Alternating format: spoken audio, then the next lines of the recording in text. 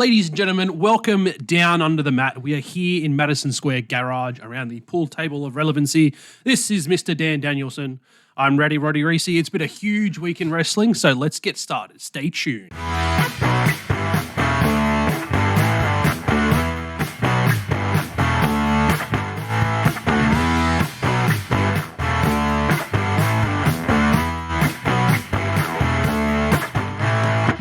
Dan, I don't need to ask you how your weekend's been because I've spent pretty much the entire weekend with you. You have spent most of it with me. It's been a busy weekend. Yeah, we've had a lot of fun. We have. We had a footies finals. There was a great match. Unfortunately, Lockie just came up short. Didn't quite win. Just narrowly. He was really good though in his defense. A lot of his tackles were great.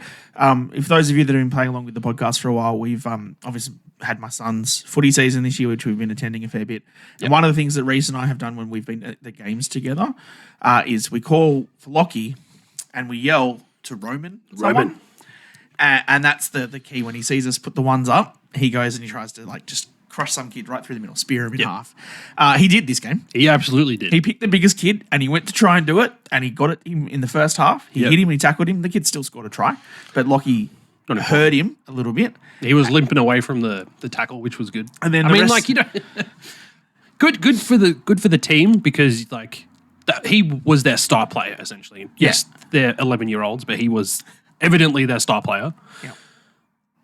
That would have done so much for Lockie and his team to sort of bring their hopes up a bit, but then the kid for the whole second half avoided Lockie went to the other side of the field. And then he's just palming everybody off left, right, and centre. So that was unfortunate. On less unfortunate things for the weekend, though, last night we went out to Slam in the city in Canberra. We had a nice free show in a back alley, which was very cold and very wet. Yeah, look, that was really cold. Yeah. And I think we talked to Luke Watts, the champion, good bloke. Luke came to have a chat to us after his match earlier on in the night, saying that they had one of these in May and it was freezing cold, but they had the heaters and stuff outside and they all expected it. And then they booked this one in September because, it's spring, it's warming up. It was 4 degrees. Yeah. It was so cold last night. Not even mentioning the wind chill factor as well because it was a windy night. And it was coming right through the alley. So me, I'd just freshly shaven my head. So my head was getting wet and then the breeze was coming through and it was like an icicle. Thankfully, I was an icy pop. Thankfully for you, Cosmo, who's a new character that we've got down here at First time seeing him. I'm pretty impressed. He was great. Was giving out free hats. And so we decided to throw the child forward saying, I want the hat, just so Reece could get it. Yeah. And it worked. I kept my head slightly less cold. Thanks, Cosmo. We appreciate that. Thanks, buddy. But yeah, no, it was a fun night. Good to see a couple of renowned Slam stars. Obviously, Luke was there. Dan Archer had his matches. Vinnie Bronson, the mug, having his matches too. I'm keen to see how this all now goes forward for them for November the 2nd at the AAS Arena. Just under 2 months for their massive show, Rage in the Cage 2. If you're Australian and you have the ability, come to Canberra. Come catch this show. We'll be there. Come have a chat. Why not? Come hang out. Yep. What else has been happening this week, Reece? Oh, mate, wrestling. Lots of wrestling. Lots of big stuff happening in the wrestling world this week too.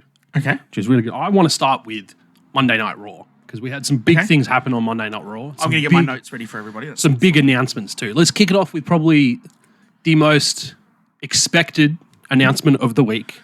Jey Uso is the number one contender for the Intercontinental title. I mean, yes, that was one of the expected announcements of the week. It's not the one you were talking about. No, sorry. Absolutely not. Adam Pearce has confirmed Drew McIntyre versus CM Punk. Bad blood. Hell in a cell. The sell of that was that good. The sell of that from Adam Pearce. I don't have glasses here to do it with, but the way that he's like, Drew, it's gonna be fun. It's gonna be hell in us. It was really well done. That announcement, he nailed that. Absolutely nailed that. I reckon he was practicing for months before. Oh, probably to do that. And Nick Aldis is in his office being like, all right, how do I say War Games? How am I going to pronounce War Games? Because that's on him now. Yeah. It's the War Games announcement will come from him in a couple of weeks. Just have William Regal pop up and have him announce it. He's in the crowd. He's hanging around. Yeah, he's around. Get him. He's the master at announcing War Games. Yeah. I think this was good. I am disappointed. Those of you that have seen our TikToks from last week, the pitch that we had for Brett, the shitman fart, to be on Raw and get his head kicked off by Drew McIntyre because CM Punk's favourite wrestler is him. That didn't happen, but obviously no Punk at all. No, the show, so not at all. They're trying to sell, I guess, some injuries and stuff. Yeah. He was on Instagram or Twitter. No, he's on Instagram, right? Did he get attacked last week on Raw? Like the week before? I can't even remember when he got it. But he wasn't on there. He was on Instagram. He was talking to Ava. He was obviously talking to Pearce during the day to set up the Hell in a Cell match. We all knew this was coming. Yeah. I think this is the right decision. Bad Blood always has had a Hell in a Cell main event it. Yeah. I think this is the only match that should be the Hell in a Cell. Yeah, we don't need to have multiple of them. I think I've seen cards for people online have been pitching 4 or 5 different Hell in a Cell matches for it. Like, A, that will never happen. B, if it was to be multiples, it'd be 2. Yeah. And it'd be Liv and Rhea. Liv and Rhea and then... But I don't think that feud's quite at that stage just yet. No. And I don't think it needs a cell. No. I think that feud is enough between the two of them for why they hate each other that they don't need a cell. Whereas this, you've had 2 different pay-per-view matches now. You've had an entire year of Punk screwing Drew. Yeah, you've had that like very personal story arc between the both of them. Like you had Drew getting screwed in his home country. Yep. Punk's bracelet getting taken off him with his wife and his dog's name on it. Like, did you hear all the stuff, the kerfuffle around that too? Yeah, apparently they put up a replica bracelet for sale on WWE Shop and did not tell the lady who originally made that bracelet for CM Punk. Yeah, which is, I think, lame. Yeah, and also, like, if they sell the bracelets, give her part of the commission or give her a commission. I mean, to a degree, yeah. I mean, at the end of the day, it's a friendship bracelet. It's just like 50 cents a bracelet. Because the bracelet's selling for $10 US. Yeah. So that's a lot for a bracelet, guys. I would like to see her get something out of it. Even if it's hey, next time we're in your town, you get free VIP tickets. You can come and get a signature and thing from CM Punk. Yeah, hang out backstage. Something to compensate. Merch. Yeah. Do that. That's fine. Because I mean, it is just a free little bracelet that she made. So it's not like anything's copyrighted or trademarked or anything like that. But like what she said, I think on her Twitter posts was just she would just like to have been acknowledged by them that hey, I made this. Which would have been cool. I think CM Punk and that have acknowledged and they've reached out to her since. Which is nice, but they should have done that proactively before they put it on the shop. Yeah, absolutely. Absolutely. But yes, to your point, yes, all of these different factors have brought into why this feud is such a strong feud and why it needs to be finished in Hell in a Cell. Absolutely. It's the right call. Yeah. We just mentioned Liv and Rhea. We now have that match officially confirmed for Bad Blood as well, which is fantastic. Yes. Look, and the Drew and you see Mummy up there. You know she's right there too. You know how much we like her. Is it weird that I don't expect her to win this match? Yes. I don't know what it is. I love Mummy. I wanted to get that title back, but I don't feel like this is it. I haven't thought about the winner yet.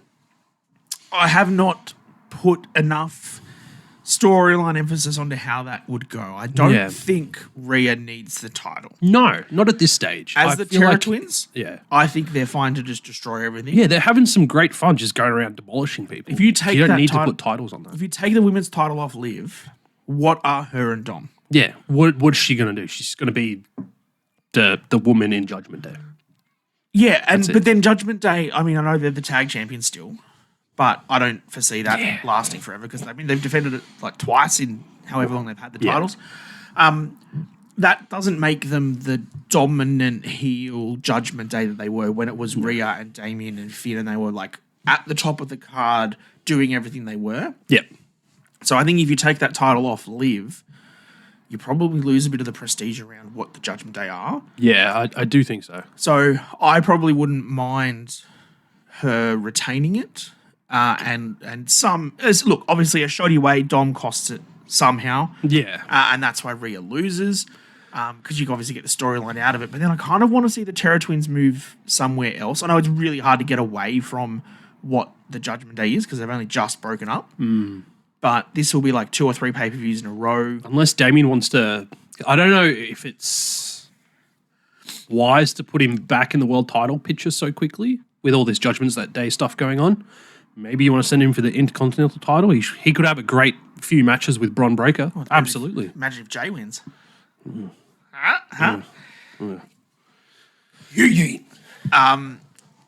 other thing that has been sort of triggered with me since watching SmackDown is there was a segment on SmackDown with Nia and Tiffy against Bayley and Naomi, saying that if Bayley and Naomi lose next week, that one of them will have to leave SmackDown forever. And I don't necessarily think that will happen because I think Bayley will win to face Nia again for the title. But could you imagine if that was the case and Bayley lost and then Bayley had to come to Raw? Bayley versus Liv for a little bit. Correct. I would like to see a period of time for Mummy to not have the title for the rest of the year and then capping it off by regaining that championship at WrestleMania. I think that's a nice story to be able to tell, and that's a nice area for her to regain that championship that she never lost. Does she go back-to-back Rumbles? I think she wins. What do you mean back-to-back? She didn't win the Rumble last year. Who won the Rumble last year? This year? Bayley. Oh, yeah, that's right. Yeah, so just... Well, cause she could win the Rumble again. She won it before, the year before. Right? She is an immense talent and physically imposing. Have her run through the women's division in Elimination Chamber. Okay. And that's how she gets back to the World Championship. You mean book her the way they tried to book Shayna Baszler a few years ago and they never did? Yep. Fair. Yep. I could see that. What are your other stuff from Monday Night Raw that you want to talk about? Well, we were just yeeting, so let's discuss Jey Uso winning the #1 contendership for the Intercontinental Championship. Yeet. Now, interesting fun fact. My partner, Annie, has not experienced singles Jey Uso yet. Oh, so she doesn't know main event Jey? Well, she does now. Yeah. Because she was watching Raw with me because I got swamped at work, so I couldn't start watching Raw until like 3:30 in the afternoon. Jeez, what a struggle. 3 in the afternoon. I know. Well, that's when I finished work and I was like, oh, I'm just going to pop it on while I finish off some little things. So I actually took some quotes from her. Oh, please do. Yep. Of her. I haven't heard these her yet. opinion of yeeting Jey Uso. Okay, yep. He went from the bloodline to yeet. That's so childish. It's so 2018. I mean, I don't think yeet was a thing in 2018, Annie. I think the part is that it's very childish and it's very, like, it's a dated thing to be saying. Oh, absolutely. But I explained to her, like, yes, we don't like it, but we do it ironically. Absolutely, and it sells T-shirts. Yeah, and, like, I told her, like, look at the crowd. They're having a ball. Like, and it works. Like, and then I tried to, like, explain the concept behind, like, one-word catchphrases like that. Like, what? Well, yeah. And what's your opinion? What do you think about, like, The Rock? Like, what do you think about The Rock? I'm asking you a question. I know what you're going to do. Do you? I think it doesn't matter what you think. See how childish that is? But that sold so many T-shirts. It's how wrestling works. Yeah. It's often the simplest things that are most entertaining. Yes, for sure. Maybe that's in part due to our short attention spans and low IQs. Who knows? Sorry, what were you talking about? I don't know. Okay, good time. What are we doing here today? Anyway, what else did Annie say? That was it. Oh, that was just the childish that was all she needed to say. I was like, that's funny. I'm going to quote it on the podcast. Okay, that's fair. Look, I think this Fatal 4-Way match was good. Yeah. I think my favourite part to the whole segment, though, was when Kathy was backstage talking to everybody and Bron Breakker would just walk up to them and just absolutely nonchalantly be like, nah. You're not it, mate. You're not beating me. I love that. And the fact that, like, they've been so prominently doing it with Jey Uso, which is, like, why him winning was very expected because they've been playing off that someone in your family has never beat someone in my family, so you're not taking the title off me. Yeah. And the way they played onto that story, the way that Bron got his words in with Pete, done with Guila. That Butch. And we obviously, those like Reece that have that real strong NXT understanding know of the background of Bron and Ilya and the match that they put in. So there's a lot of history in there as well. All you needed was like a face-off between them. But no words would have needed to be said and people would have been like... But this last 2 weeks of Bron just intimidatingly walking around backstage, just, you ain't it, champ. I will bet you, to everybody, has made him so much stronger without him having to do anything. Yeah. Like, this is good character build-up for him. Jey was always going to be the one to win because Bron needs to destroy a big-name superstar, a main event person, to put him over. Main event, Jey Uso. Correct. I loved... completely glossing over the fact that Bronson Reed comes out of nowhere. The standing tsunami. And just like does the tsunami to Braun Strowman through the announce table as he's trying to set it up to put someone else through it. I popped so hard for that because I was talking to Annie during the match and I was like, well, Bronson got taken out by Braun. And he got COVID last week, so he couldn't get in the match. So Bronson can come in and cost Braun. Yep. We all got the bloodline stuff with Jay, so maybe like that happens and that costs we always Jay the know victory. Sheamus and Pete Dunne, that whole Shillelagh. thing's been going on. And I was like, logically, the only person who doesn't have anyone that cost him the match was Ilya. And I was like, I almost convinced myself for a second he was going to win the match. But he wasn't. Yeah. And then Jay But it was a good match. It was a good fatal four-way. The finish was fine. The super kick into the splash, like whatever. Yeah. Typical Jey Uso stuff. I quite liked that as a main event. The other part, obviously, that we've skipped over a little bit, which we'll go back to, was the massive return in Calgary of Brett the Shitman fart. I was talking about Natalia. Oh. Also, like, whoever expected it to not be Natalia? I told you I wanted to be Trish Stratus. I don't think they've got connections like that with Lyra and Zelina to pull Trish Stratus into a match. Well, it was against Zoe.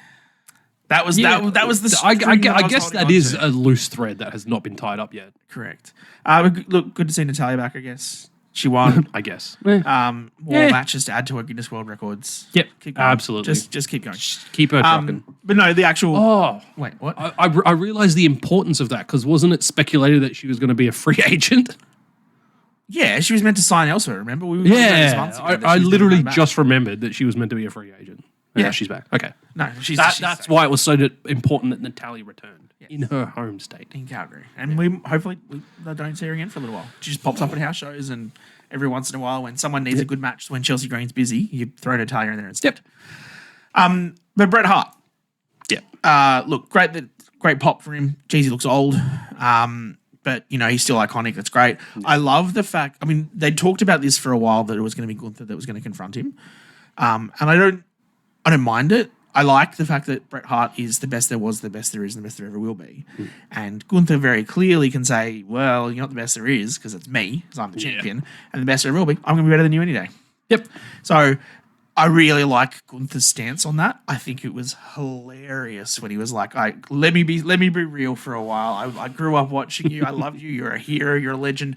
But you're my second favorite wrestler because my first favorite wrestler was Bill Goldberg. Oh, that's so good Could you actually imagine Gunther watching any Bill Goldberg matches and enjoying I'm sure he would have hated it. Absolutely hate them. The mat is sacred and Goldberg's just spearing people in 43 seconds. Like, no way would he like that. He would have hated that. But that interaction I think was fun. That was a good way of using Bret Hart. You get him out, you give him that nostalgic pop, you get him to talk up, all that sort of things. And then Gunther gets the heat off, obviously, the local hero in Bret Hart. Yep. And who comes out to make the save?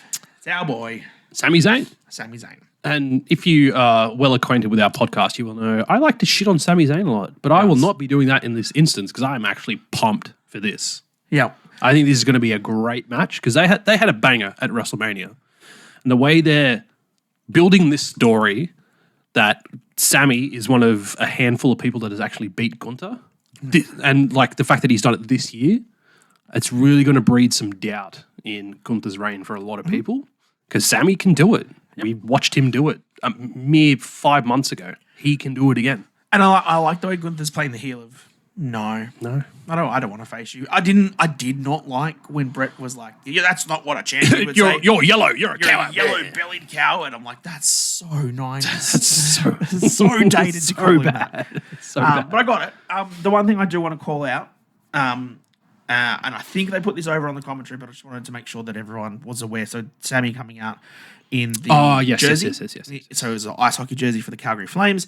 It was a Johnny Grudeau jersey. Yeah. And the brothers, the two brothers that were killed about 3 weeks ago in a car accident where a drunk driver crashed into their car. They were 31 years old. Both of them, obviously, NHL quality players. In the prime of their career. Yep.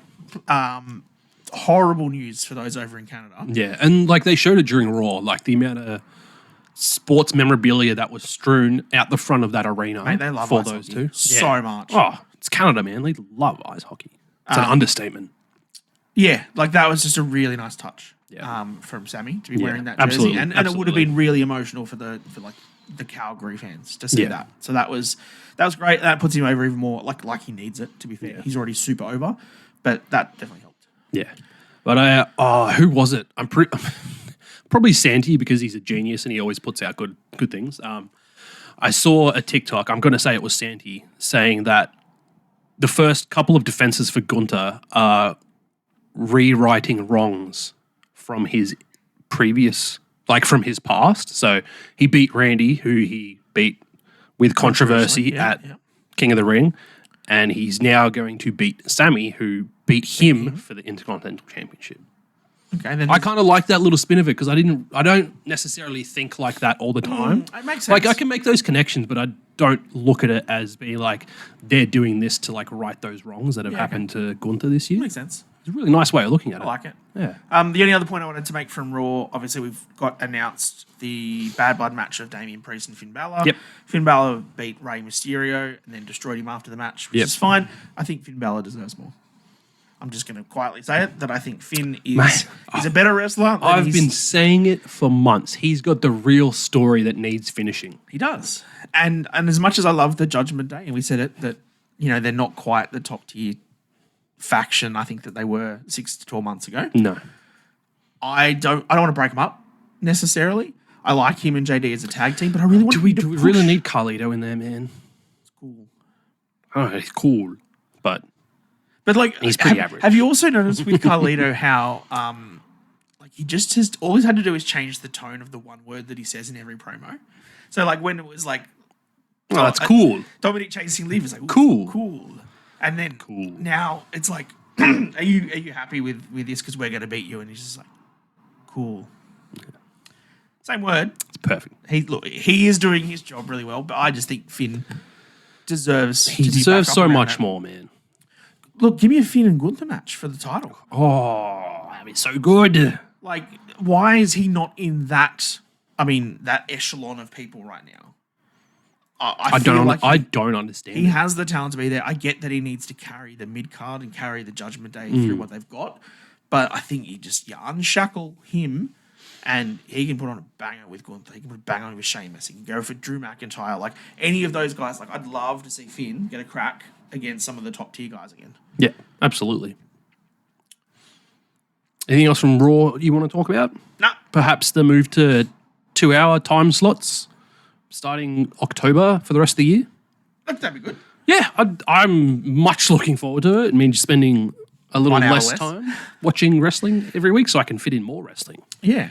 That's the way to think about it. Less wrestling to fit in more wrestling. You also see the other story about them, speaking of less wrestling time, is the amount of shows that they're now cancelling. Yeah, I've heard they're going to be really cutting back their, what's the word?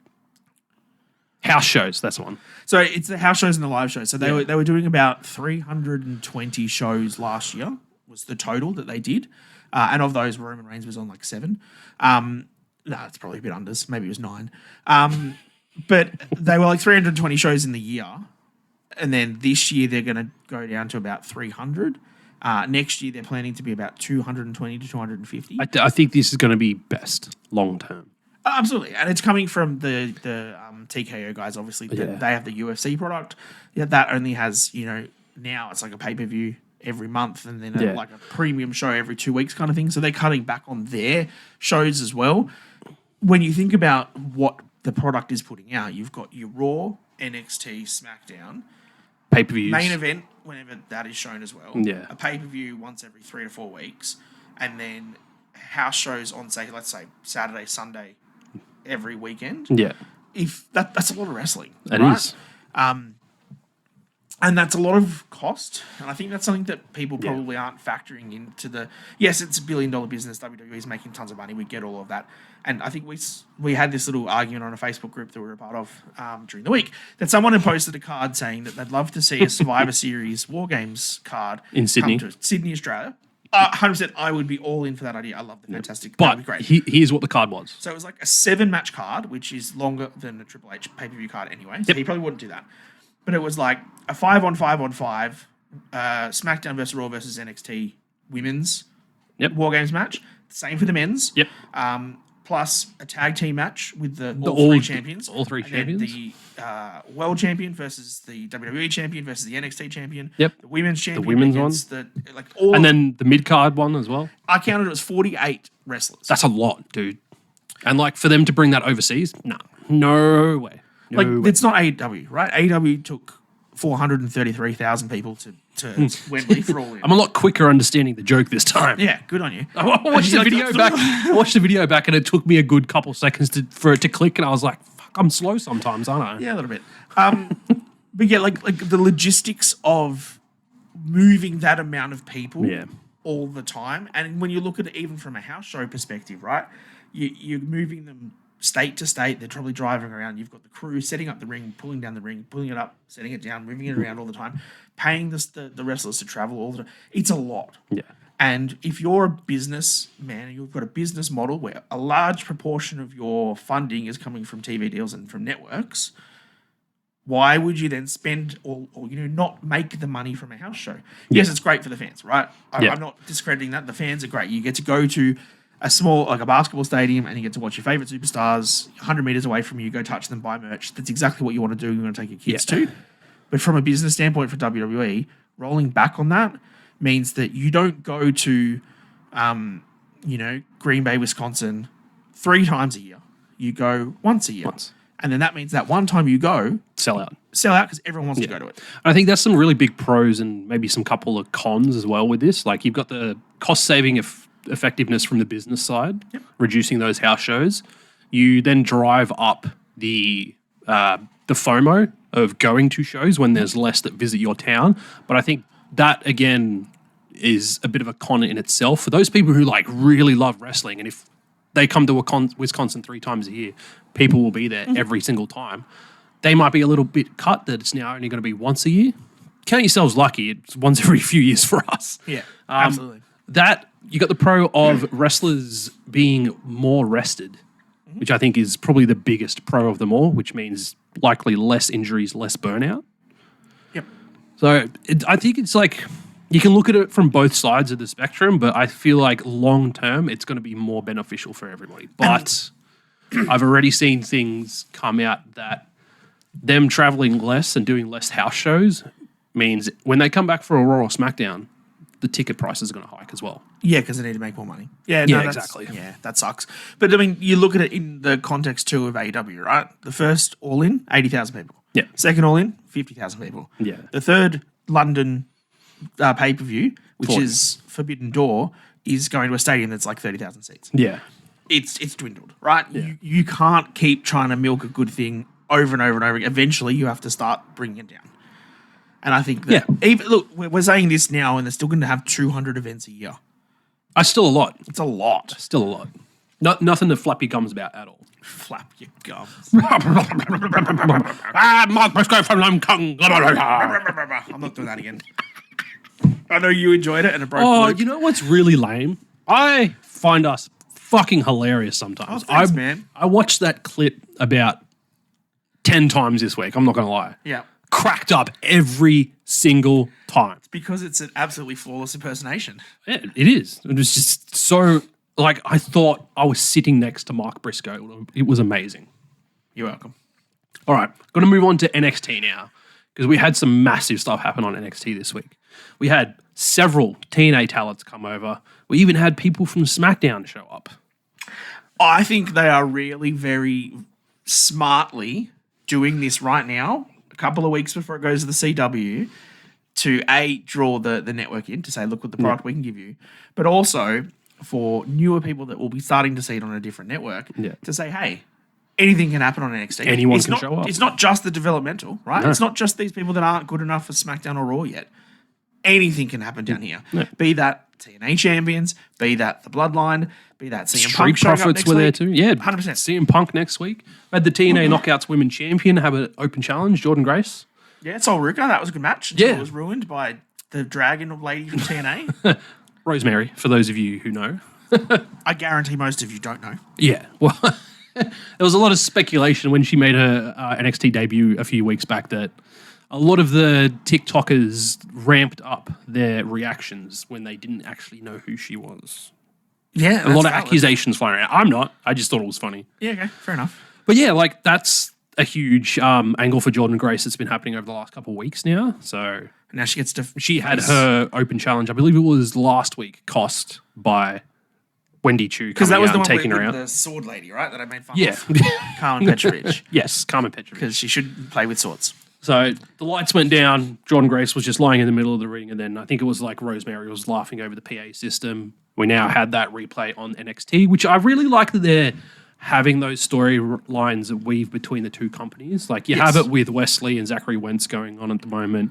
We've now got it with Wendy Chu and Jordan Grace. Have you seen the thing that Nick Nemeth said about it? No. So Nick Nemeth, someone was asking him around whether or not he'd go and... Dolph Ziggler, for those of you who don't know. Because Dan's done that to me in the past. You're welcome. To say, would he go and defend his TNA championship on NXT? Which is funny because the last time he was in NXT, he was NXT champ. Correct. His response was, no, I think I've done my fair share of NXT, and I've been there and done that. Yeah. If someone from SmackDown or Raw wants me to come do it, I'll do it there. Oh, absolutely. But I think he's probably above the NXT. So, I think that's a little bit of sour grapes, but I think it's right for sour grapes on his part. Yeah, absolutely. The Bloodline. Yeah. So obviously we had... Was not expecting that this week. We had the Street Profits against Fraxium. Yep. Because lame name. Sorry. Is it? Well, I think it's pretty lame. Okay. I don't like the way that they're like... We'll get to the lame name later on. That obviously once the TNA guys were pulled out of the match, you're not going to want the Street Profits to lose, right? Yeah. You're not going to want... You don't want them to lose cleanly. You don't want a title change. No. So how do you book yourself out of this hole? Boom. Perfect. It works into the storyline that's happening on SmackDown, so it made perfect sense. Correct. Except for on SmackDown this week, there's no Street Profits anyway. But anyway. No. That's because they got taken out by the Bloodline. They got like suplexed by the Bloodline. They weren't taken out. No one went through a table or a bloody... But they're so vicious, Daniel. They're so vicious. Yeah, look, they are. There's our funny clip of the week. And then like we're not putting the ones up properly. We're just gonna. Yep, that's great. Just to show off the bicep. Look, that was fun. Yeah, it was good. It was nice little bit of change, a little bit of a surprise. Like I was sitting at work and I was just like having a little flick through social media as I do sometimes, and then that popped up. I was like, "What Bloodline on NXT?" And then I was like, 12 months ago, this would not have happened because it was Jey Uso, Jimmy Uso, Solo, Roman. No way they were showing up on NXT. Yeah, that's true. But now that it's the Gorillas of Destiny, why not? 3 of them, didn't they? Look, again, we'll comment that I can't stand Booker T on commentary. I hate him. He's just too much, too long. Vic... I'm tired of talking about it. Is it Vic Fangio? Is the other dude? Vic Joseph. Vic Fangio, I think maybe was the defensive coordinator for the Denver Broncos. That's why I remember his name. NFL season's back. It is. He's going to get confused. All the time. But when Tama Tonga came out and pulled... one of the Street Profits. Who's that? Who's this? Who's that? What's going on? What's happening? You literally have a direct line of sight for them running out. But also, like, you want to look at the screen. Just look up. But it's not even like, well, that is an issue with it. But it's like you should know straight away that's the Bloodline. Yeah. Not be, oh my god, who is it? What's happening? Oh, it's the Bloodline. Oh, they're here for the Street Profits. Oh my god, it's the Bloodline. Call it. I'm not a fan of the commentary. That's probably why they're down on NXT. Yeah. Yeah. Last thing to touch on with NXT. Well, maybe last thing. Second last thing. We've already done Jordan Grace. Yeah, there's Hammerstone, mate. No, there's one more after that. Alex Hammerstone. He's not allowed to be called Alex. It's just Hammerstone. I don't care. It's just Hammerstone. Well, Hammerstone. Showing up and attempting to take out Obafemi. He's a big boy. The fact that they were throwing each other around made this match absolutely amazing to watch. The fact that Obafemi almost, like, without strenuating or any form of pressure, just pop up a powerbomb on a 300-pound Hammerstone. Yeah. It looked like he did it with ease. Oh, absolutely. Just glided him up. Bang. And that's the glory of Obafemi at the moment. No matter who he has a match against, he looks dominant like that in every single match. And the positive with this, powerhouse. They gave Hammerstone his moments. Absolutely. He definitely took a bit to Obafemi. He put him on the ground. He beat him up a fair bit. He threw him around. And then Oba just went over the top. Yeah. Which is how it should be. It should not have been a squash, and it wasn't. He's mere weeks away from being the longest reigning North American champion. Really? Yeah. They switched that title around a fair bit previously, did they? Yeah, well, Wesley was the last longest reigning champion. I think his was like 340 days from memory. Correct me in the comments. That long. Yeah, Ober's had it nearly a year, dude. Wow, I didn't realize. It's crazy, right? Yeah. Okay. Well, the last men's breakout tournament, which happened last year.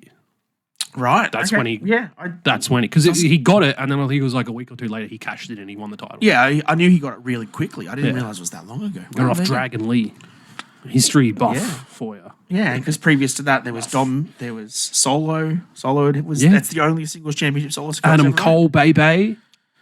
Adam Cole. I miss Adam Cole. I'm not gonna lie. Yeah, look, we'll get there. Yeah. What was the other thing? Motor City Machine Guns, was it you wanted to talk about? No. What do you got? The match debut of Julia. Oh yeah. Oh look. Like maybe that's a little bit more important than Alex Hammerstone showing up. It's fucking Julia. Okay. And Yet to be impressed. She kneed the crap out of Chelsea Green. She did. I mentioned this off air. I definitely think there's a bit of a language barrier issue with Japanese competitors coming over. I think I didn't really click onto it until this match because like Julia doesn't really speak any English at all. And I feel like being able to like call your spots during a match, there's got to be a lot of issue there because I saw a lot of slip ups, and that doesn't mean like Julia's bad or anything, but it did take a bit of my interest out of it at times. Okay, kind of like took the steam out of it a little bit. It was a good match, but I was probably just thinking about that too much. Is that why they had Funaki backstage with her later on? Yeah, probably to do a bit of the talking. Funaki, NXT #1 ring manager. That's superb. Let's roll through this so we can get a podcast out to everybody with less than an hour. We'll go to SmackDown. Yeah. For the next show. There's a new logo for SmackDown. SmackDown. Well, if you look at the S, I'll see. Look, put the picture up. Look at the S. People need to stop nitpicking. Fuck. It's been a long day, man. Nitpicking. It's not that bad. I like that they've tried to do something different. Okay. I get the concept. Yep. I think it's fine. Okay. Everyone else seems to hate it, apparently. Okay. Now, everybody, just replay that last 15 seconds that Reece just said. Okay? What did you say? Nitpicking. That everyone's nitpicking. We like to see a bit of change. Like to see all that sort of stuff. Megan Thee Stallion is the theme song. Do you have the same mentality for Megan Thee Stallion's theme? I don't vibe with that song, so no. But everyone's got to keep an open mind. I mean, it's a bit of a good change. But like as a theme for a wrestling show, I don't think it quite stacks up. Okay. And I feel like they've had this It's no problem. Papa Roach, no Nickelback, no Saliva. No Union Underground, the GOAT. All we needed, Triple H, bit of edginess, man. Fist. The big fist to come back out. I read something this week that it's coming back. Doesn't look like it. It's just LED screens. Oh, I mean, like immediately. Save Triple H the money and stroke his ego more. Look at that setup that they've got now, right? How they've just got the LED entrance. You could easily put the fist above that. You could, yeah. Fist in my timbers, mate. Get it in. But then how are we going to redo Madison? Fist everyone. How are we going to redo Madison Square Garage with a fist somewhere right behind it? We're going to have to do it. We'll figure it out. Maybe, Luke, can you like Photoshop a fist in post up the top and just like put a fist above us? Big silver fist. Oh, he absolutely could. Yeah. That's your one task for the week. Let's see if he does it. I'm not even going to prompt him to do it. All right, our editor, Luke, let's see if you can just do that. He's got to watch it to know where to put the photos. Correct. Speaking of, we'll put a photo of the fist right there if you've never seen it, which I highly doubt. And the horrible SmackDown logo. It's not horrible. It's not horrible. But it's really confusing with that. Like that. But okay. No. It's art. My point is best looked at from a distance. On the S, where it's like S and then to the other part, like down, it looks cool, right? Gap. But when it says Smack Sound, it doesn't look right. I know it's trying to say Smack Down. I know. Cage match was fine. And that's the perfect word to describe it. It was fine.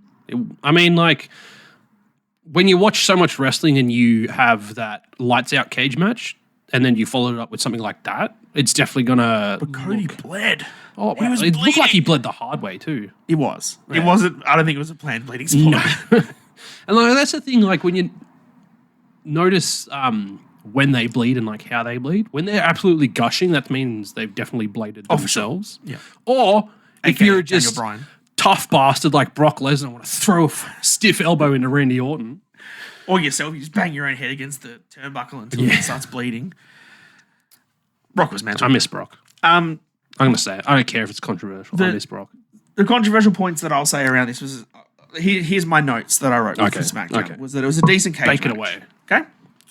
It finished with a crossroads, 1, 2, 3, Cody retains. We all knew that was going to happen. That's totally fine. Yep. My issue with it was why that was just clean. There was no interference. There's no bloodline. There's no nothing. It was just a straight match. I think that's why I was so shocked at how the match went and how it finished. Because so often when there's anything bloodline related, like anyone from the bloodline in a match, it's not finishing until someone else from the bloodline gets involved. And then this time it just didn't happen.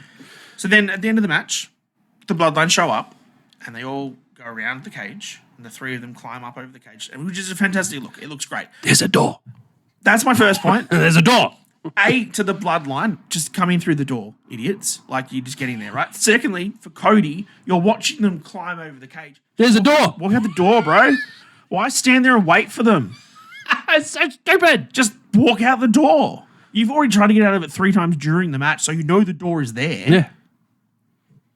That to me was purely a look of this is artistically the way you want to see them come in and it looks cool. Yeah. Made no logical sense. No, absolutely not. Obviously, they then beat down Cody. That's all fine. Roman's music hits. Roman returns. Again, which he was announced for this show. Then they removed him from it. But then to try and make it like a surprise appearance. Yeah, which it wasn't. We all knew it was going to happen. We all knew. My question to you, Reece. Yes. Sir Danielson. Roman Reigns. Obviously, OTC. He's the OTC, has a thing with Solo and the bloodline. Yeah. We know this is now going to lead to a tag match. Yeah. We know that will probably then lead into a War Games match. Yeah. Why do we need Roman to pick up 4 of his friends to beat up the bloodline when every time he steps in the goddamn ring with them, he beats them all himself? I can't answer that, man. I can't answer that. Like, all he does is Superman punch and spear every single person of this new bloodline. He does not need anyone. You are not booking them strong enough to make them of any form of challenge. No. Why does he need... I mean, it's what we want. It's for the moment. It's just for the moment. It's for the moments. The reunion of Roman Reigns and the Usos. It'll be great. Oh, absolutely. But storyline-wise, you're not telling me he needs to do it. No. He doesn't even need Cody Rhodes for this tag match because he'll just destroy Jacob and Solo because that's what he's been doing ever since he's come back. Can you imagine them just booking a handicap match? I mean, I know the contract's been signed already, but imagine that. Roman overcomes Solo and Jacob in a handicap match. I kind of would like to see them maybe do a angle of it where on next week's SmackDown, Roman just says, look, yeah, I signed it, but I don't need you, Cody. Don't show up. If you show up... Cody didn't even want to do it to begin with. If you show up, I'll take you out after I take out Solo and Jacob. Yes. And then you just have Cody stand there and not like... If he does show up for the match, which, again, something else I'm going to get the shits with in a second, on the apron, he doesn't even tag him in. Doesn't even... It's all Roman. Roman just destroys them all. And then, that's all we need. Just Roman.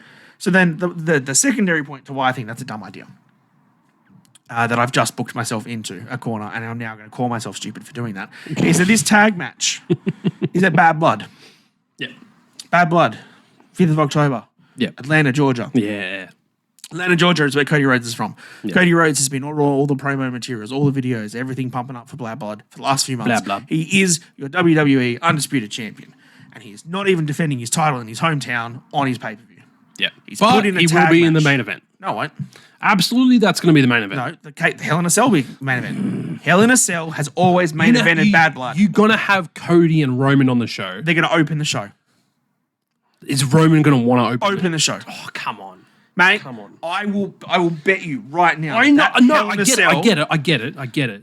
But like you've got literally I'm going to say this and I'm going to regret saying it. You have your 2 biggest stars in a tag team match and you're not going to have them in the main event.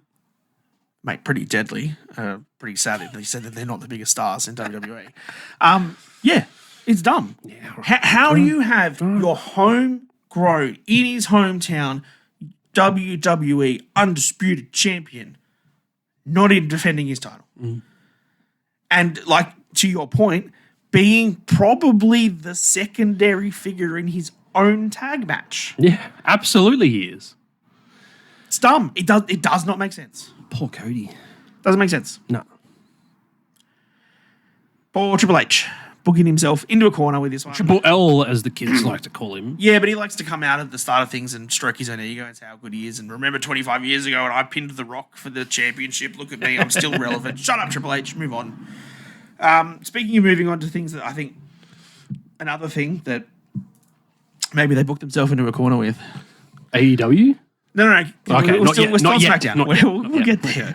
Kevin Owens. Kevin Owens has a tag match against A-Town Down Under, but he has a mysterious partner that we don't know who it's going to be. Ooh, mystery partner. Who is it going to be? To be fair, I got caught a little off guard with this guy. Look, when Ricky Gibson came out, right? Yeah. He's an independent wrestler. He owns. I thought it was just some backstage person they put in trunks. No, so I found the details before and then I forgot to write them down because I'm an idiot. But he essentially is like a tag team person. He's done wrestling on New Japan, AEW and stuff previously. He owns like not Ohio Valley Wrestling, but like a small wrestling company in America. Yeah, okay. So he is a renowned independent guy. I kind of was hoping, I thought the tease when they said his name was Ricky was, because I didn't see it live. I saw the name was announced before I watched it, and I thought, oh, a Ricky Starks tease. Oh, that's interesting. But no, it was just Ricky was the guy. Some guy. But I think it was, like you said to me, Reece, it was a fun spot in that they haven't really done this in a while with like playing to the crowd and playing to your fake expectations.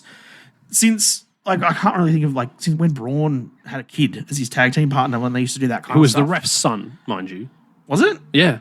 Did you not know? The kid from the crowd? Yeah. Oh, I It didn't was like notice. the ref in that match. I don't think he actually refs for WWE anymore, but that was his son. Oh, that's cool. I did not know that fact. That's interesting. But yeah, like, and then when the person's like, he's here, he's made it, and then Kevin Owens is like, Sorry, Richard. no, it wasn't Richard. He called him something else. He called Reggie. Sorry, Reggie. Sorry, Reggie. Hits you with a stunner and away he goes. I would have preferred Ricky in this match than Randy Orton. Like, it might be controversial. I think RKO is fine. I think they're going to build them into a tag team and do what you need to do with it. Yeah. But I don't think this feud with A-Town Down Under needed Kevin Owens to have Randy Orton. No, absolutely not. He's taken them out by himself before. So he literally did it last week. Correct. He beat them both in a triple threat match. So do it and get the crowd to get behind this Ricky guy as a huge pop, and then KO beats the ball, and then he's about to finish, and then just turns to the Ricky guy on the thing. Tags him in, he gets the pin. And he does a big, like, 5-star splash off the top, and then the whole crowd goes mental for this Ricky guy, and you cheer him around, then KO stuns him and away he walks. Yeah. Like, that would have been fine. You don't need Randy Orton. No. That's my point. As soon as they were like mystery partner last week, I was like, it's Randy Orton. Like, Yeah, I know. It was a bit too predictable. took the wind out of it a little bit. There's not too much else that I really wanted to talk about. No. The one other thing that I did see backstage when they were talking to Bianca and Jade, fine promo, setting up some more tension with Tiffany and Nia. That's all fine. Yep. They're really building that tension lately. If you didn't notice, I feel like that's what's going to cost them the tag match next week. Yes. With Bailey and Naomi. Yep, I agree. If you didn't notice, we talked about it earlier with all the different shows and how they're trying to save on production costs. Did you notice that they can't actually afford shoes for Byron Saxton? No. He's wearing socks. He does not have shoes on. Oh. We'll get the photo. I'll see if I can find it. But that's your job. I didn't even notice. yeah, I definitely noticed that Byron couldn't afford shoes for that segment. Oh, poor guy. I wonder if he just had like heeled boots on and he took them off just to make himself look shorter. He's standing next to Jake Hargle. I don't think he needs to be that much shorter. She's probably pretty tall. And then they're probably wearing heels. And Nia's as well. tall. Yeah, okay. That was the interesting thing. Yeah. Let's talk about AEW. Let's. I think biggest thing for me this week that I want to talk about is the absolute fuss around Bryan Danielson and his world title match at Grand Slam. So, for context, first in this sequence in the story, we had Jon Moxley and Darby Allin face off, right? But also, you need to backtrack it again. Why? Because Darby Allin had won a casino, not a casino gauntlet, but like a match to have a shot at the AEW Grand title Slam. at Grand Slam, which for those of you that might not watch all the AEWs, is not a pay-per-view. It's just a special edition of Dynamite that they call Dynamite Grand Slam. Awesome. Now we'll go back. Jon Moxley comes out and he's like, you're not ready for this. You're not ready to be a world champion. You're not at that level yet. I'm going to need that world title shot, and you're going to give it to me. Because Bryan Danielson will likely not be cleared to wrestle at Grand Slam. It's the Brian countdown. Yep. So, first of all, that makes sense. Have that match be for the world title shot. And I get it. You choked makes him out sense. with a plastic bag last week. You're trying to put the injuries through. You're trying to sell it well. Fine. Danielson can't defend his title. He's got a bung neck. Fine, that makes sense. Absolute sense. He's not on the show. He can't defend his title. Instead of having that, you have Darby against Mox. Perfect sense. Understand. And then we get to later in the night. We had a backstage segment where Nigel McGuinness was like, I need to talk to Tony Khan right now. Confronted Christopher Daniels. Hey, interesting. Okay. Just before the main event, the tag team Casino, which we will talk about very shortly, Nigel McGuinness comes into the ring. Shits on Daniel Bryan. I did it again. Bryan, every time. Shits on Bryan Danielson and then proceeds to say, I've got this, which is a contract to have a match against Bryan Danielson at Grand Slam. Hang on. If he is cleared. So you're telling me that Bryan Danielson is not cleared to have a world title match against Darby Allin, and Jon Moxley doesn't think he should because Darby Allin's not ready for it. Yeah. But instead of doing the advertised title match that Darby Allin has won previously, you're going to give Darby a match against Moxley, who just choked out somebody with a plastic bag. Yep. And you're going to let a commentator wrestle against your world champion who should be injured because they're not doing the other match instead. Correct. Ding, ding, ding. Make it make sense, people. Logic. Oh, look, I'm all for it. It's so annoying because I was getting so behind AEW. I was starting to really enjoy their product. And then this story just doesn't make sense. And we've mentioned this on the podcast before. It's like they have different producers booking different segments and they don't interact with each other. And then they create plot holes like this. It doesn't make sense. I also feel like Tony Khan doesn't want Darby to lose to Danielson at Grand Slam. He wants that match to be in Washington. Oh, yeah. When they have... And then there's this theory that the TikTok guy put out that Darby's going to retire Bryan Danielson in Wrestle Dream in Washington because he's come out and said, I want someone native to Washington to retire me. Swerver, it's Darby. Oh, no! No! So that's another... Darby's terrible. Go climb Mount Everest. I can't see a match where Bryan Danielson can throw Darby Allin through like panes of glass or off a ladder or into a coffin or like that's not what Danielson wrestles like. No. I can't see how him and Darby work together. And Darby, I think it'll be fine. I think he'll get thrown around, but I can't. And I think Darby has the skill to do the technical work with Danielson that he would need to do. But they're just so diametrically different. Yeah. That I don't think they suit each other. And if he is the one to retire Danielson, I don't think a lot of the internet is going to be keen on that. Us included. Compare it like this. I think this would be the equivalent to Baron Corbin retiring Kurt Angle. And we didn't like that.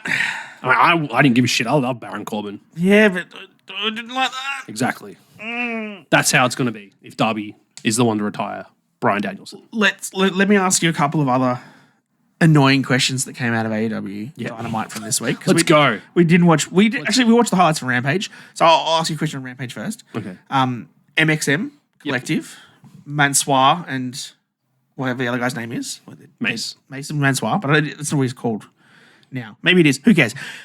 Continue. Just a reminder for everybody: AEW, where the best wrestle. I'll just say that again. Where the best wrestle. On Rampage, we had a tag team match between MXM and the House of Black, and there was 3 people that were sitting on the outside putting up scorecards of the moves that they were doing. The boards are over there. The boards are too far. They're out of shot. We can't get them. One of them was wearing like clogs on their feet and they couldn't walk, so they had to get carried to their seat. And every time MXM was doing a slap or chop, it was like a 10 out of 10. And then the House of Black would do the same thing, and it was 1 out of 10. That's not where the best wrestle. What are you doing? Pick a lane and go with it, because that annoys me. Second question that I have is, how the freaking hell has AEW turned Jeff Jarrett into a face in 2024? That's ridiculous to think about, dude. Like, I mean, I know it's against Hangman. I feel like he's never been like a proper babyface, has he? I don't believe so. It's Jeff Jarrett. I feel like it's Jeff Jarrett. People hate Jeff Jarrett. It's just how the world works, you know? The last 2 or 3 months with all this Danielson stuff and all that, like, and Swerve. I gotta admit though, he's been rubbing off on me. But how do they do it? I don't know. Do you think they planned this or just like shit? It's happened. Maybe it's just like, oh, he's been going long enough. We can give him his flowers now. Sure. Oh look, I don't mind it. I think it'd be a great match because he'd still bump for someone of his age, and the crowd gets really behind him. He can still wrestle for his. Hangman's going to destroy him though. Yeah, he needs to have something Hangman like really dominant, kill him, and really like, especially with how that lights out cage match ended. Like that was a monstrosity of a match, to say the least. Yes, he needs a really strong performance. Yeah, but he also just absolutely obliterates. He also can't go back to arm and tie lock holds and floating over arm bars and suplexes. He's got to be a brute. He has to destroy people. Yeah. My last quick question before we touch on the main point of AEW we're going to discuss. Why is Leah Rush getting a TBS title match? TNT title match? That's exactly. Why? I don't know. It was fine, but why is he fighting Jack Perry? Just knock up a victory for Jack Perry, maybe? I don't know. Where's Jack Perry's story go? Well, it's tied in with the Elite, but yeah. Yeah, but like, I don't feel like he's got any huge feuds on the horizon. No. I feel like this Darby stuff is like done. He beat him in All In. Case closed. Well, and there's a lot of mid-card people, but like there's so many mid-card titles that people are going for. There's the ROH title, there's the international title, there's the tag continental title. All that stuff. So, yeah. There's too many titles, man. To finish on. Yes. For this one. Let's have a little quick discussion around the Casino Gauntlet match. I really like this concept. Now that I've seen a couple of them, I really like this concept. The concept of a Casino Gauntlet. I think it's really fun. It doesn't work for a tag team match because do you know what's not in a Casino Gauntlet tag team match? Tagging. Any goddamn tagging. No one tagged. It's not tag teams. It's just two people in the match together. It is not a tag match. That irritated me. You could have called it a tornado tag team gauntlet match. Sure, throw in the tornado thing, unless WWE had that trademarked, but who cares? Yeah. The second thing that annoys me with all of this is that you have really very clearly shown that the AEW tag team division is weak from a fan's perspective because nobody cares about any of your tag teams.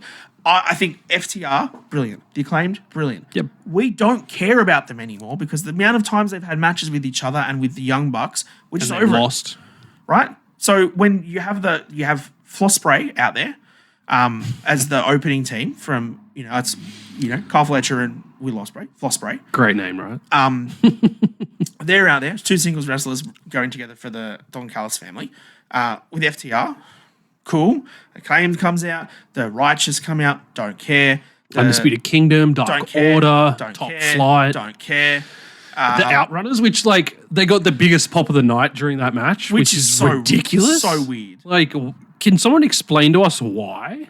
Pop some stuff down in the comments. Let us know why you like the Outrunners. For those that saw the YouTube of this from AEW or watched the Triller feed, you got to see the commercial part. This match got messy, right? Yes. Casino Gauntlets get messy because there's 7, 8, 9 different people in the match. And this was 16, 20. Correct. People. That's a lot of people, man. You doubled the people. So there was a spot in the match where Floss Spray had 2 people in the figure 4 leg locks. Yeah. And then FTR got 2 more people in sharpshooters. So there was 8 people in the ring, all in submissions, and the referee was just losing his mind because he didn't know where he was going and what he was going to do. That was messy as hell. And then 2 other tag teams came in to break up all of those submissions as well. Massive. And then there was a point when FTR hit the Shatter Machine on one of the MXM guys, and literally 14 people in the ring. Stacks on! That was ridiculous. And the fact that your tag team title shot at Grand Slam against the Young Bucks is going to 2 singles wrestlers. I love Ospreay. I love Fletcher. It's great. They're great. But burying your entire tag team division for them, mark my words, this will be a one and done thing. Unless Tony Khan's cooked up some weird sort of storyline where they're actually going to win those tag belts. Off the Bucks. Yeah. No. He's almost that crazy to do something like that, I reckon. Look, maybe. The thing, I think this will lead to... Because like we discussed on the All Out review, Don Callis family, they're great wrestlers. Yeah. So we've got Kyle Fletcher, we've got Konosuke Takeshita. Yeah. They're great wrestlers. We are starting to like them. That is a heel faction. So I think this is going to lead to Kyle and Will Ospreay not winning that match. Be in some part to one costing them the match. Mm-hmm. Don Callis family will then attack Will Ospreay. Cementing like them as a heel. Don't care. I don't You care. don't want to see Kyle Fletcher versus Will Ospreay? No, because we saw it. Well, we saw it once. What about more? No, because they're friends. More. I'd prefer to see them. But you cost me a tag title. Look, I thought you might have seen something with Takeshita because the way that when Ospreay... No. He's going for Okada. But correct. But that's my point. At the start of the show, when Ospreay was there and Kyle Fletcher said to him that, like, we want to do it. Like, you're my mate. There's nobody that I would prefer to win the tag titles with you. Yeah. And then you cut to Takeshita and he's like grumpy. Like, oh, what about me? I'm part of the family. But then... later on the show, he's just like, no, I'm going to focus on going to Okada. Don't worry about that whole storyline. You're just pitching to me in a thing. Let's just forget that. Yeah. Either it's going to be them turning on Will Ospreay or it's going to be Takeshita attacking Will Ospreay after they don't win the tag titles. No. There's got to be something there. It can't just be, hurrah, number one contenders match you're going to lose and then nothing's going to come of it. No, what's going to happen is that it's going to be a fantastic match. There's going to be spots galore. And then... it's where the best wrestle. It's where the best wrestle. And then the Jack Perry will probably come out to try and help the Young Bucks with Okada. Takeshita will come out, take out Okada. That'll settle their story. And then old mate comes back. I can't remember the other guy from Aussie Open. Oh, Mark. They actually said his name. Did they? They actually said... Will Ospreay said his name on the show. He said Mark's name. I don't think he comes back. Wow. For Kyle Fletcher to come out and say there's no one else I'd rather tag with when he literally has a tag team partner that's been out injured. Yeah, that's wow, that only just clicked. I am slow sometimes. Kenny Omega comes back. I'd love for Kenny to come back, dude. And then I would love for Kenny. But could you imagine Kenny working with the Don Callis family? There's no way that'll happen. But, you know... Because they were partly responsible for taking him out. Yes. There's so much history there. But the enemy of your enemy is your friend. Yeah, exactly. Oh, Dan's cooking. Maybe. He cooking. Who knows? Look, I think, like... I make a big song and dance about it, but the way that they're going with this, it's going to be entertaining as shit. Yes. And it'll be a great match because it's the Young Bucks, Ospreay and Fletcher. Yeah, that match is going to be phenomenal. But it's also on a random episode of Dynamite. Yeah, not a pay-per-view. So it's a TV match. Which is kind of funny because they literally have Wrestle Dream like a couple weeks after that. Yes, so they have to go from quick matches from here to work out what their Wrestle Dream card will be. Interesting. Very. Because it's not going to be another tag team because they buried them all in this Casino Gauntlet match. Exactly. Unless it's the Outriders. They got their first ever win the other week. Last week. Oh, now they're on a roll. They're on a hot streak. Hot streak. Of one. That's why Tony Funny and Excalibur are the best commentators in the league. Yes. Best commentators. They're the best. They clearly are. Because Nigel McGuinness doesn't care about commentary anymore. He cares about beating up. He's back in the ring, mate. He's made his triumphant return. You know, another thing I need to see him make the triumphant return of?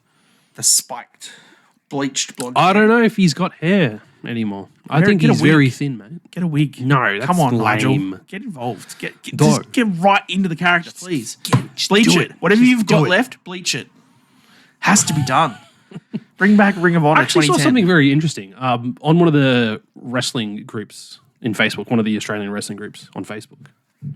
Nigel McGuinness and Daniel Bryan, the American Dragon, faced off in World Series Wrestling related content many moons ago. The World Series Wrestling, it's a special event in Australia that happens every year. Like we've got World Series Wrestling at 20 happening in March next year, which we've already got Raj Desi, Jinder Mahal, Matt Riddle, Nick Nemeth, Danhausen. All four of those have already been announced for that. So it's like a promotion that we run in Australia, but it features very prominently international talent. The fact that we had Daniel Bryan and Nigel McGuinness on it way back when is crazy. Cody Rhodes was on it once too. He sure was. Yeah. I'll probably go to that. I don't know if I can swing it. Yeah, well, Apparently, Penrith's sold a lot of tickets already, so you might want to jump on it soon if you're going to go. Yeah, I'll see. Oh, look, I'll leave this one up to fate, all right? We've got our tickets to AEW. Let fate decide. Yes, we have cemented our tickets. So we'll be there at Full Gear, apparently. No, not Full Gear. Grand Slam. Grand Slam. But it's an actual pay-per-view Grand Slam Down Under rather than being a Dynamite episode. Yeah. Which is weird because, AEW. But we'll be that. I'll see if I can get tickets for World Series of Wrestling as well, maybe, and do that separately. Yeah, Maybe even go down to Melbourne so I can see Slex and it's probably a good idea. Tommy Knight on it. Because they'll be down in their home areas rather than in Sydney. Yeah. That'd be good. Instead of seeing all the PWA guys. Ricky South. Oh. Ricky South, Dan Dirty dog. Do that. That'd be a fun match. All right. We've gone rambling well over the hour. Oh, have we? We have. I was trying to sort of keep us on track. And then we do rant a lot, don't we? Yeah, look, and we had a lot to get off our chests. Yeah. With some really horrible booking this week. I think that the Cody Rhodes not having a title match at Bad Blood in his hometown is a dumb decision. Yep. I think that the fact that you put a tag team match in a casino gauntlet without anyone ever tagging throughout the match and burying all the actual tag teams is also a dumb decision. Yep. I wouldn't say it's a dumb decision yet, but I think that maybe the reliance on TNA in NXT at the moment is starting to get a little bit stale. Not so much stale, but I feel like it's starting to get to the point where shit will get off the pot with it. Because every time they come in, they don't do anything, right? It's a fine match, but they never win. Nothing ever happens from the storyline. Everybody wants it. Just do an invasion / Worlds Collide type show. But just have it be NXT talent versus TNA talent. Just do it. War Games. No. NXT versus TNA War Games. No. It's Survivor Series. That's not it. Unless they're going to do it on the Survivor Series card. Could you imagine having a War Games match with NXT and TNA talent on a WWE branded pay-per-view, of that caliber? Crazy. Crazy to think about. Crazy to think about it. Crazy. It'd be on the pre-show. And if Tony Khan was booking it, there'd be 3 of them on the pre-show. And all of them 3 walk-ins done with 8-man tags inside War Games. Jesus Christ. Yeah, I don't have much else to really rant about for this week. No. There was a lot of wrestling. There was a few good things. I'm keen for what Bad Blood brings in terms of that Hell in a Cell match with Punk and Drew. With Grand Slam, I'm interested to see it, but it's really just going to be an irrelevant episode of Dynamite where Darby Allin loses his thing and so Moxley can face... Because look, if Moxley wins and we've got Danielson against Moxley at Wrestle Dream, Danielson wins and we're okay, right? Yep. The wrestling world will continue. We'll all go through. Yep. If Darby beats Mox and it's Darby versus Danielson, I am panicking like all hell that Danielson's going to be retired by Darby Allin in Washington. And remember, it's the equivalent of Baron Corbin retiring Kurt Angle. Do you want to see that, folks? If you do, you're twisted, more twisted than us. If not, let us know down below. Let us know. Comment, share, subscribe. Come chat in our Discord. Yep. Come say hi to us. If you're going to be around for the Slam event in November, come into Canberra. Come and say hi to us there. Absolutely. But otherwise, chat to us online. We're always happy to talk wrestling on our TikToks, which Reece is an expert at these days. Expert? Banging them out. Banger after banger after banger. That's what our TikTok is. Banger after banger after banger. Thanks, Reece. Yeah, thanks. Appreciate it. Thanks for hanging out. Yeah. You can do the outro. You did the intro, you did the outro. Thanks for tuning in. It's been a great week for wrestling. We've got, as Dan said, we've got a lot off our chests. Let us know if you agree. Most importantly, engage. Have a conversation. If you don't like what we said, let us know. And then we'll stick it to you. Stick it to you. Smush it into your face. I don't know. Okay, I can do a good intro. I can't do a good outro. Yeah, we're really struggling with this one. It's bad. Let's just guns up and get out of here. Guns up, get out. Thanks for tuning in. See you later.